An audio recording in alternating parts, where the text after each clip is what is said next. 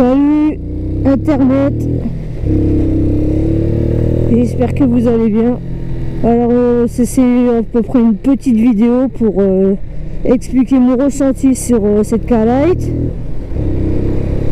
parce que beaucoup de personnes me demandent mon ressenti. Alors plutôt d'écrire, je préfère faire une vidéo.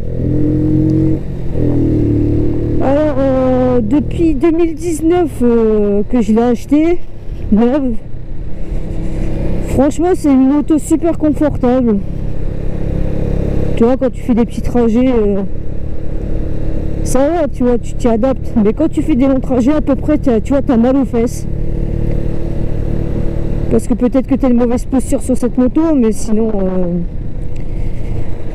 elle est super maniable.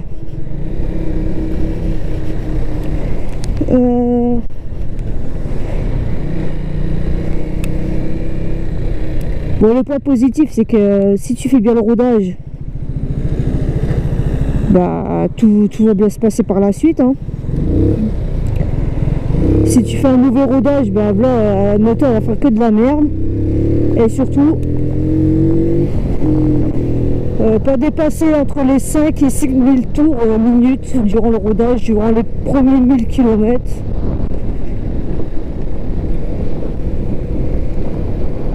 Et après, entre deux, juste avant les 1000 km, faut pas faire de vidange. Attendez plus de 1000 km, voire 1500 km pour faire votre première vidange. Enfin, refaire les niveaux chez un spécialiste de cette moto-là, hein.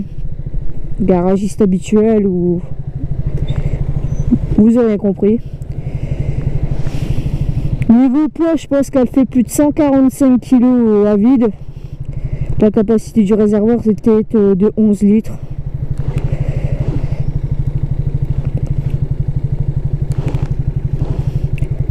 Ensuite, là actuellement, alors que je vous parle, il y a plus de 3810 km.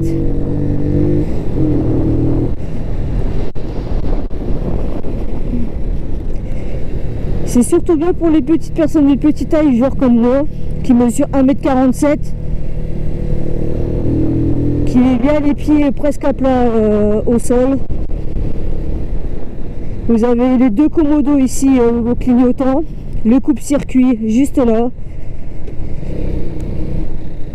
Après, il y a deux modes pour démarrer cette moto.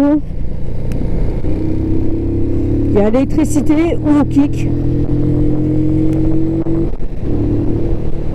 Mais vu qu'il y a assez de compression au niveau du kick, il faut quand même être assez grand pour pouvoir kicker cette moto.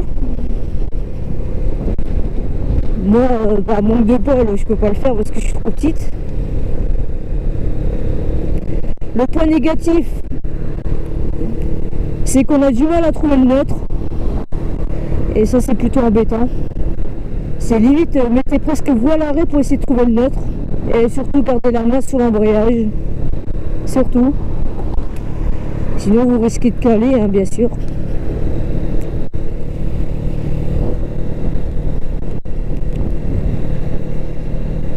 Pourquoi cette moto grise? En fait, il y a plusieurs couleurs pour ces motos-là en France. Soit vous avez rouge, gris ou noir.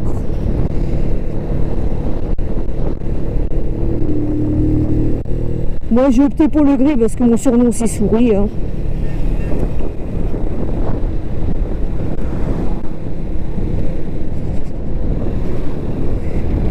Là, je vais me mettre à l'arrêt, mais encore en prise. Enfin, malheureusement, il passe au vert. Enfin, vous voyez, j'ai du mal vraiment à trouver le neutre, hein. Je vais réessayer sur notre point du genre où je peux m'arrêter.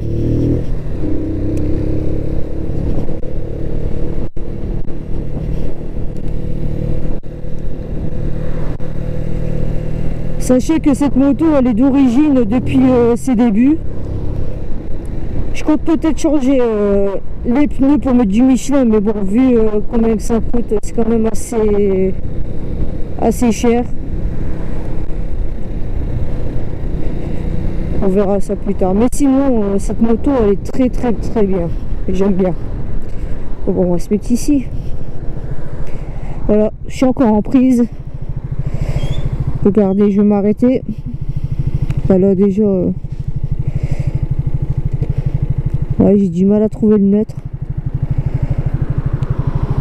Si on met pas bien le neutre, vous risquez de caler, hein. Ça peut surprendre parfois.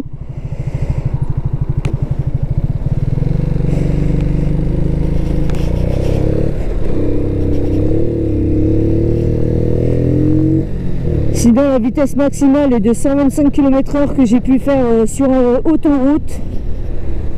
Mais bien sûr, ne faites pas beaucoup d'autoroute parce que c'est pas très bon pour les 125. On m'a toujours dit que c'était pas très bon de rouler à haut régime pendant un certain nombre de kilomètres.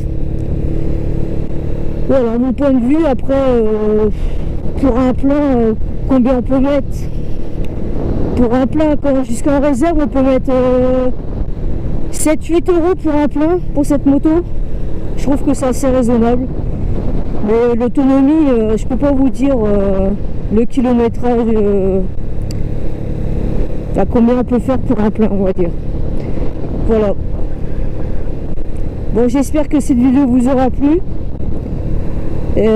Si vous avez d'autres questions relatives à cette moto ou autres questions, n'hésitez pas à me dire ça en commentaire. Allez, à la prochaine, prenez soin de vous. Tchuss!